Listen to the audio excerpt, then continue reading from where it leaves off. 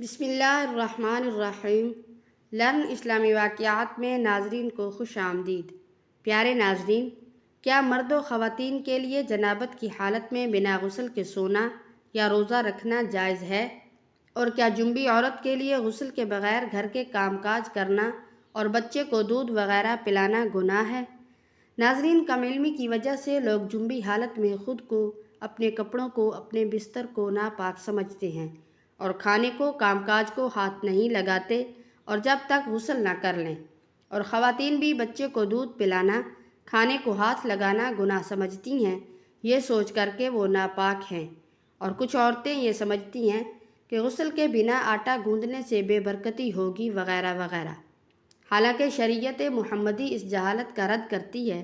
جنبی مرد یا عورت کے لیے صرف نماز، طواف، مسجد میں ٹھہرنا حرام ہے، لیکن اس کے علاوہ باقی تمام کام کرنے جائز ہیں۔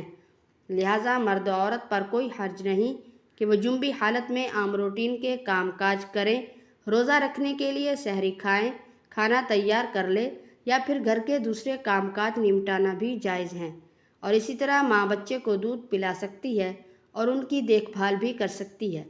اس کی کئی ایک دلیل موجود ہیں، ملاحظہ فرمائیں اور ویڈیو کو آخر تک ضرور دیکھیے گا۔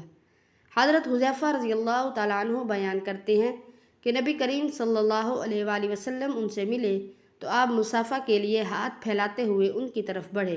حضرت حذیفہ رضی اللہ تعالیٰ عنہ نے کہا، میں جنبی ہوں۔ اس پر آپ صلی اللہ علیہ وآلہ وسلم نے فرمایا، مسلمان نجس نہیں ہوتا۔ حضرت ابو ہریرہ رضی اللہ تعالیٰ عنہ بیان کرتے ہیں کہ نبی صلی اللہ علیہ وآلہ وسلم مدینہ کے ایک راستے میں مجھے ملے تو میں جنبی حالت میں تھا۔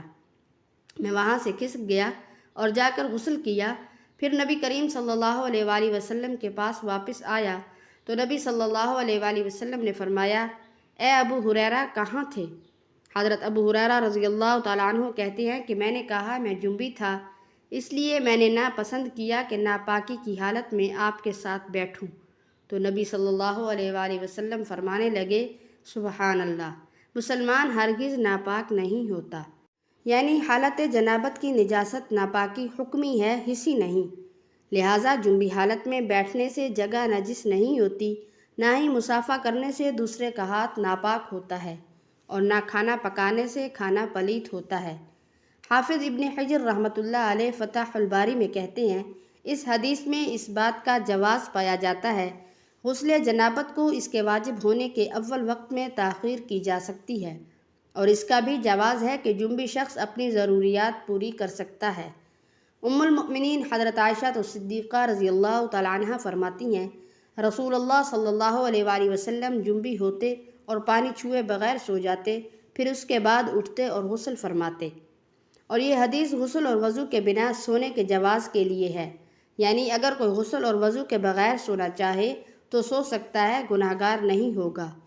حضرت عائشہ صدیقہ رضی اللہ تعالیٰ عنہ بیان کرتی ہیں کہ نبی اکرم صلی اللہ علیہ وآلہ وسلم جنابت کی حالت میں رات گزارتے تھے۔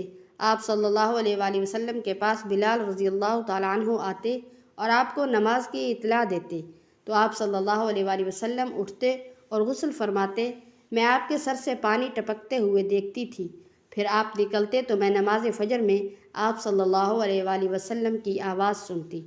ان احادیث مبارکہ سے ثابت ہوا کہ جنبی حالت میں روزہ رکھنا، سونا، کھانا پینا، کام کاج کرنے سب کچھ جائز ہے، لیکن افضل یہ ہے کہ جنبی شخص کو غسل جنابت میں جلدی کرنی چاہیے کہ کہیں وہ غسل کرنا بھول بھی نہ جائے۔